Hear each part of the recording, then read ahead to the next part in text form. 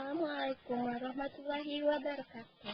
In this very happy occasion, first of all, allow me to express my very sincere gratitude to Mr. Hanafi as CDFTD for giving me an opportunity to speak before you all about LGBT.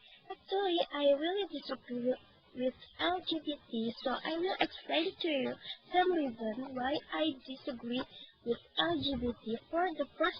For the first reason is the institution of marriage has traditionally been defined as being between a man and a woman.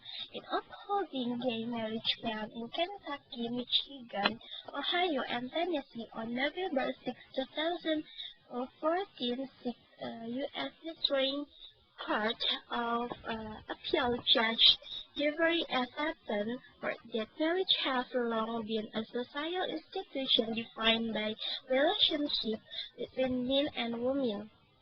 So long defined, the tradition is measured in millennia, not centuries or decades. So when it served, the tradition until recently had been adopted by governments and major religions of the world. And the second is marriage is for procreation and should not be extended to same-sex couples because they cannot produce children together. Allowing gay marriage would not only further shift the purpose of marriage from producing and raising children to adult gratification, a California Supreme Court ruling from 80 and 59 stated that the first purpose of matrimony by the laws of nature and society is procreation, and the third, children need both a mother and father, right? Who are raised apart from their father are reportedly at higher risk for early sexual activity and teenage pregnancy. Children without a mother are deprived of the emotional security and unique advice that mothers provide. A 2012 study by Mark Generous, PhD Associate Professor of Sociology at the University of Texas at Austin found that children raised by parents who have same-sex relationships suffer more difficulties in life, including sexual abuse and employment in later life than children raised by intact biological family. And the fourth is legalizing gay marriage could lead down and slippery slope, giving people in polygamous, incestuous, bestial, and other non-traditional relationships the right to marry. And the fifth, allowing gay couples to live could further weaken the institution of marriage.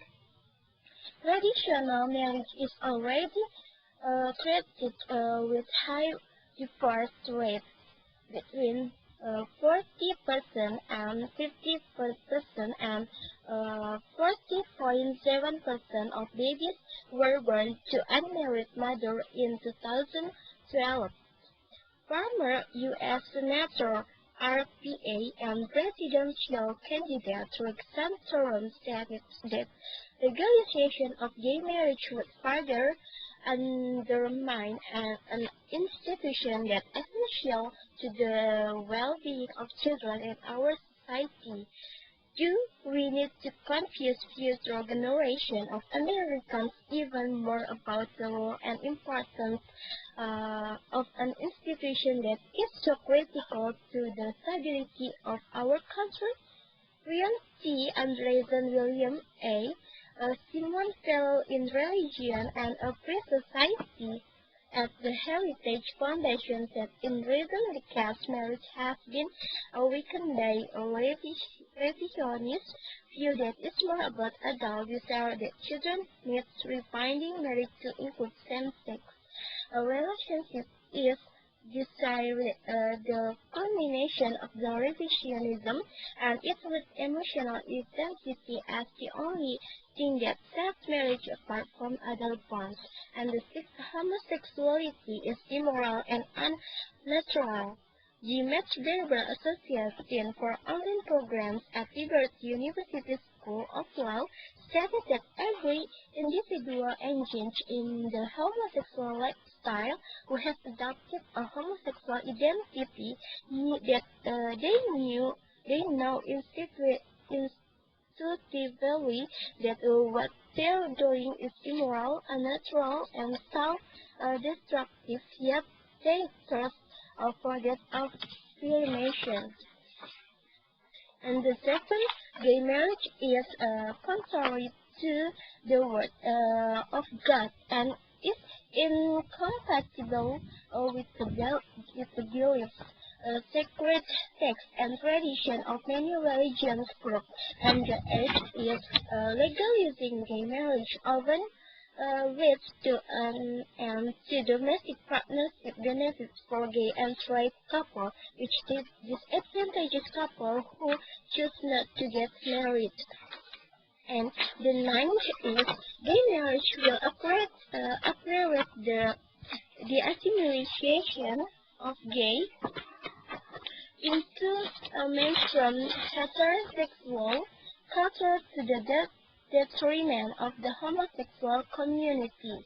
The gay community has created its own culture, and the ten is a marriage is an automated overseas institution that should be weakened.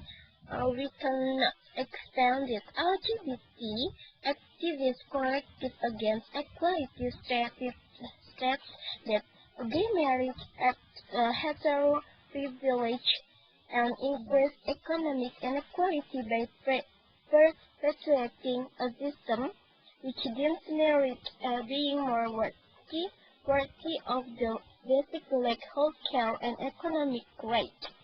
And the 11th, people should not have their tax dollar used to support something they believe is wrong. And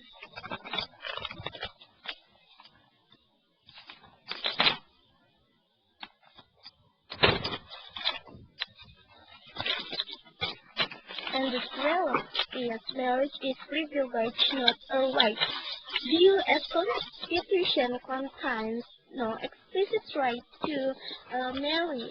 The European Court of Human Rights ruled on June 24, 2010 that the state has a vast interest in protecting the traditional definition of marriage and stated that the Convention for the Protection of Human Rights and Fundamental Freedoms inherent the traditional concept of marriage as being between a man and a woman, and the 13th, legalizing gay marriage advanced the homosexual agenda and unfairly terms of opponents as begun, and the last is civil unions and domestic partnerships can provide the protection and benefit gay couples needs without changing the definition of marriage.